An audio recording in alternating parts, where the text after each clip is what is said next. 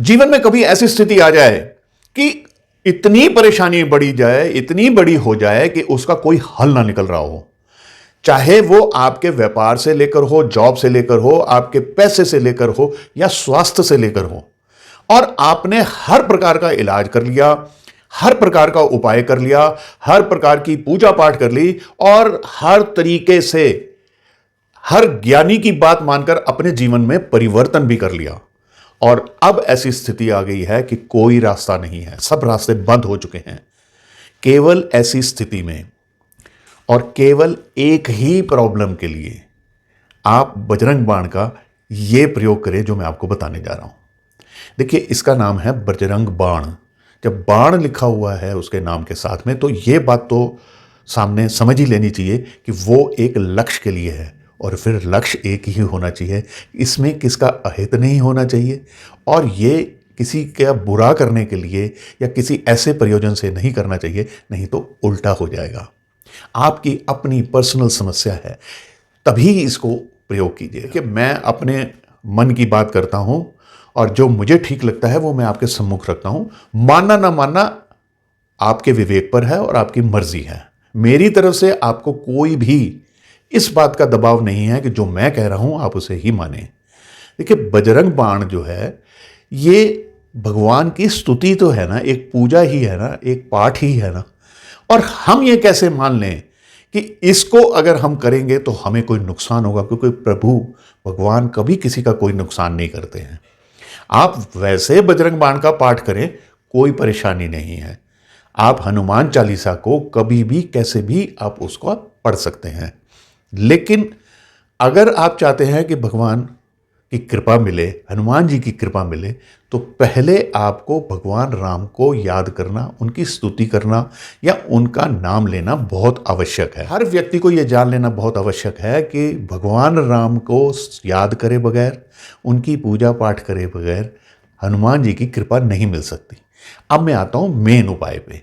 देखिए, एक ही आपकी इच्छा होनी चाहिए जिसके लिए आपने भगवान राम की पहले स्तुति गानी है और फिर आपने बजरंग बाण का पाठ करना है। इसके लिए पहले किसी भी मंगलवार आप हनुमान मंदिर में जाएं, बजरंगबली जी के सामने खड़े होकर वहां पर एक दीप प्रज्वलित कीजिए और प्रार्थना कीजिए कि मैं 40 दिन के लिए बजरंग बाण का ये अनुष्ठान करने जा रहा हूँ। मेरी सहायता कीजिएगा और मैं जिस औचित्य से ये शुरू करना चाहता हूँ मुझे सफल कीजिएगा।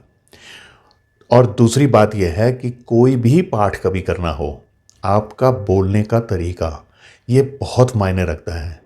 अगर आप तेज़ी से करते हैं और थोड़ा सा कर्कश ध्वनि में करते हैं तो इसका मतलब कुछ और निकलता है। और यदि आप भाव से और रिक्वेस्टिंग वे में प्रार्थना करते हुए अगर आप कोई चीज़ दीन बनकर अगर आप प्रार्थना करते हैं तो उस ज़्यादा स्वीकार्य होती है।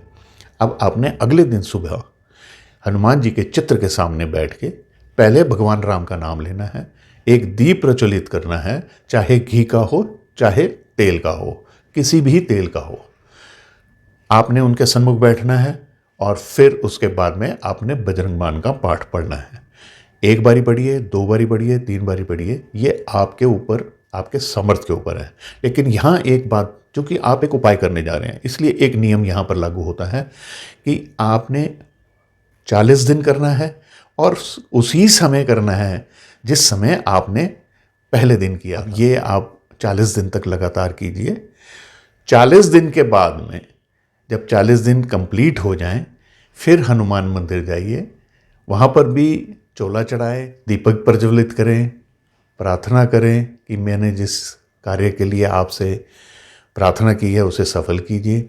यदि इन 40 दिनों में आपकी प्रार्थना सुन ली जाए तब भी 40 दिन पूरे करने हैं, क्योंकि आप संकल्प कर चुके हैं। और उसके बाद में जो प्रसाद आपने चढ़ाया है 40 दिन के बाद में वो बाहर आकर बांट दीजिए। बस इतना ही करना है। भाव बहुत ज़रूरी है, आपकी प्रार्थना बहुत ज़रूरी है और नियम बहुत ज़रूरी है। आशा करता हूँ आपको मेरी ये वीडियो पसंद आई होगी। पसंद आई है तो इसे शेयर कर दीजिए और मुझे कमेंट ज़रूर किया कीजिए। अब मुझे आज्ञा दीजिए। नमस्कार।